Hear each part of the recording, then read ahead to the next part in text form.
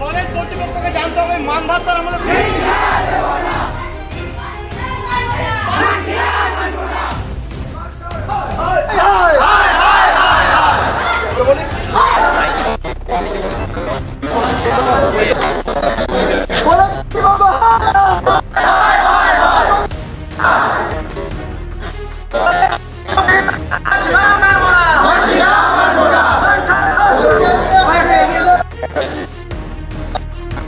আমাদের আন্দোলন আমরা এই হোস্টেলে থাকি।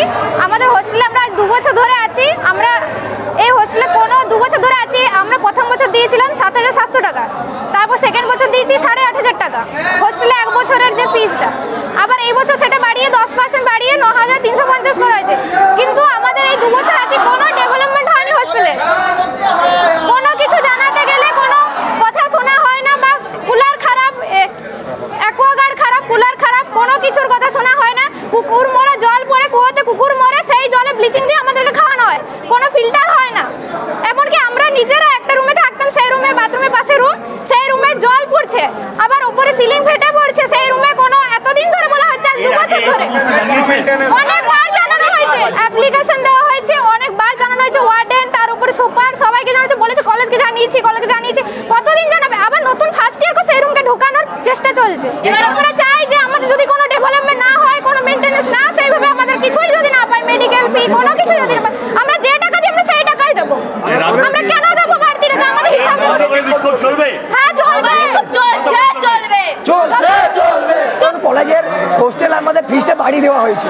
প্রতি বছর 10% করে হোস্টেলের ফিস বাড়ানো হয়।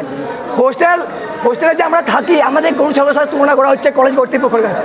কলেজ কর্তৃপক্ষ আর জানে না যে আমরা কি খাই, আর এখানে হেডমিশনের টাকা নিয়ে ছাড়খাড় করছে। টাকাগুলোকে আমরা মিথ্যা প্রতিশ্রুতি দিচ্ছে আমাদের ডেভেলপমেন্টের নামে। আজ ডেভেলপমেন্টের নামে আমাদের টাকা থেকে কলেজের স্টাফদের টাকা দেওয়া হয়, হোস্টেল স্টাফদের টাকা দেওয়া হয়। এটা কলেজ কর্তৃপক্ষ ওই হোস্টেল রিসিভে উল্লেখ করেনি কেন তার দাবি জানাচ্ছি আমরা।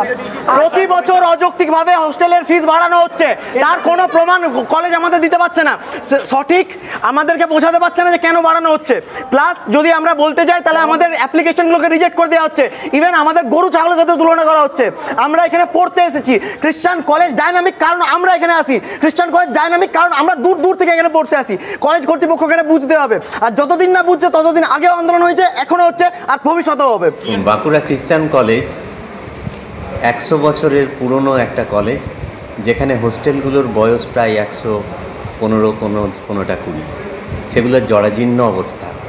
সেই অবস্থা থেকে সেই হোস্টেলগুলোকে বাঁচানোর প্রয়োজন।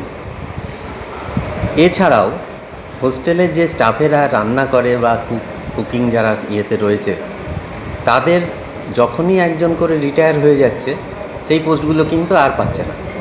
তাহলে কি হচ্ছে, সেই জায়গাটা পূরণ করার জন্য যে ক্যাজুয়ালদের নামা হচ্ছে, তাদের মাইনেটা তো এদের ঘাড়েই চলে আসছে। বাড়ানো হয়েছিল সম্ভবত 10%, এবছরও 10%-এর কাছে বাড়ানো হয়েছে। তো আমাদেরও তো এটার আর কিছু উপায় নেই, আমরা নিরুপায়।